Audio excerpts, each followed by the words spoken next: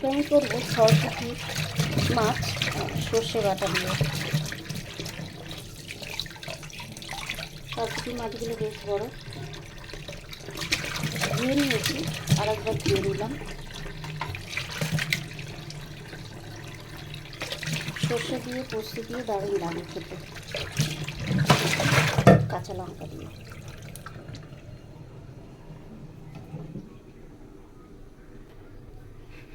নুন হলুদ দিয়ে দিয়েছি।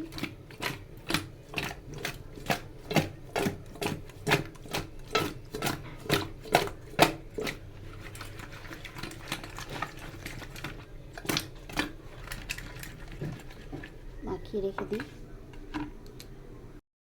লঙ্কা পোস্ত আমি এটার মধ্যে ছেঁকে নেব, কারণ সর্ষের অনেক থাকে, ছিবড়া থাকে, তো পেটে ব্যথা করবে, তার জন্য আমি ছেঁকে নিচ্ছি। ছেঁকে নিয়েছি আর মাছের মধ্যে দিয়েও দিয়েছি।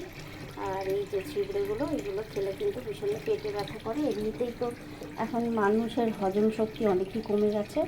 চলো, আমি এর মধ্যে দিয়ে দিয়েছি 2 চামচ কাজু বাটা। আর সর্ষেটা তো ছেঁকে দিলাম দেখতে পেলে। আর এই যে সর্ষের ছিবড়েগুলো, এই সর্ষে পোস্ত লঙ্কা দিয়ে করেছিলাম, আমি এগুলো ফেলে দিলাম, কারণ পেটের সমস্যা এখন সবারই। আর ছেঁকে নিয়ে যেটুকু বেরিয়েছে আর দিয়ে দিয়েছি আমি 2 চামচ কাজু বাটা। একই সাথে দিয়ে দিলাম আমি নুন আর হলুদ, আর কোনো কিছুই দেব না। আর এই দুটো মাছ আছে, খয়রা মাছ, ওই দুটো ভাজা হবে। আর এই সরপুঁটিগুলো ভাপা হবে।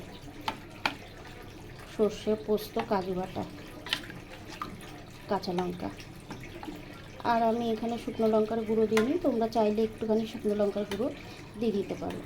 আমি চলো ঢাকা দিয়ে বসিয়ে দেবো। এদিকে আমি বসিয়ে দিয়েছি কড়াই, আর এর মধ্যে আমি দিয়ে দেবো একটু তেল।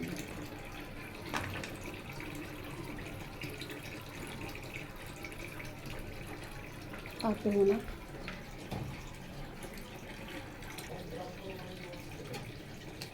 দিয়ে দিয়েছি এর মধ্যে কালো জিরে ফোড়ন, সরি মানে কালো জিরে দিয়ে দিয়েছি এর মধ্যেই।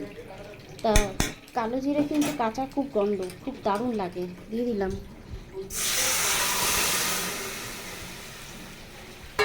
তেলও দিয়ে দিয়েছি।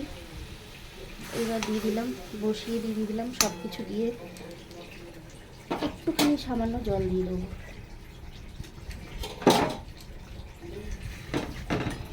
চলো, গ্যাসটা একটু প্রথমে জোরে দিয়ে দেবো। সব দিয়ে মেখে নিলাম।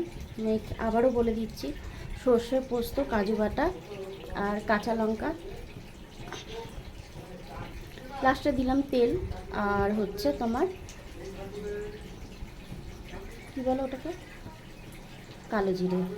কালো জিরে কিন্তু কাঁচা প্রচণ্ড পরিমাণে একটা গন্ধ বেরিয়েই গেছে।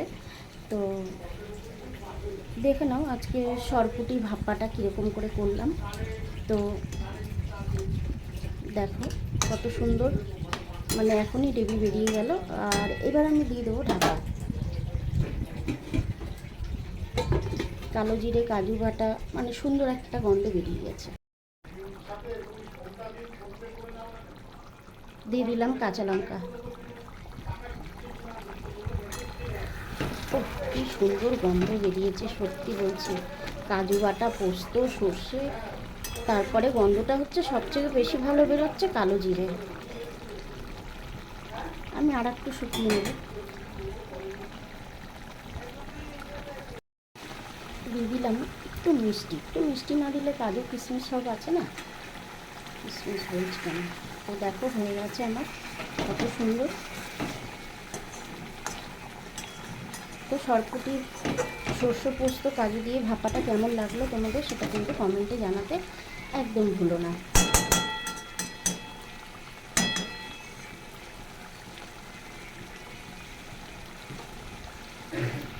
তো আজকের রান্নার রেসিপি এখানেই শেষ করলাম।